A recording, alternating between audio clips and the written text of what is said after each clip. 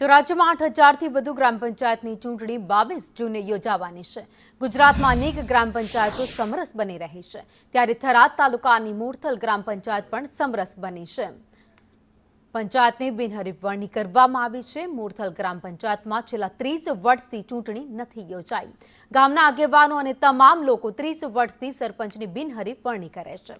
સોમાજી ઠાકોરની સરપંચ તરીકે વરણી કરવામાં આવી।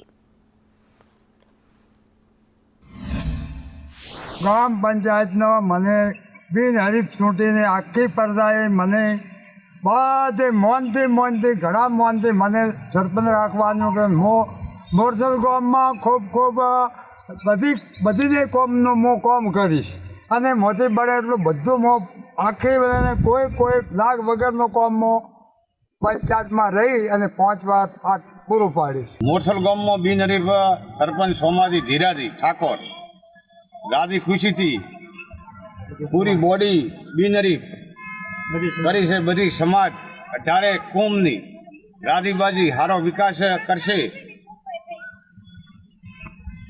कोई गाम में विखवाद वगरनी बात से नानाथी मोटे कोई पूरो मूर्थल गाम में कोई पोतानो इरादो वगरनी ठाकोर समाज सोमाजी धीराजी एमना खूब खूब गामने आभार माने અને અમારી બોડી પૂરી બિનહરીફ છે।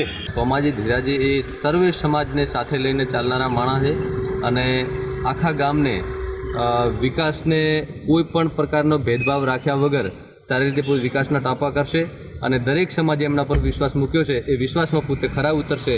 અને એથી વિશેષ કે મૂર્થલના સર્વે તમામ જાતિના લોકોએ સર્વસંમતિથી સોમા બાપુને અમારે સરપંચ તરીકે બિનહરીફ ચૂંટ્યા છે એ બદલ સર્વે ગ્રામજનોનો ખૂબ ખૂબ આભાર માનીએ છીએ। અમારા મૂર્થલમાં એમ તો આપણા થરાદ તાલુકાનો મોટો ગામ મૂર્થલ છે। 5,000ની વોટિંગ છે અને બહુમતી મોટા પાયે ઠાકોર અને માળી સમાજ છે, બીજી બધી સમાજો પણ છે।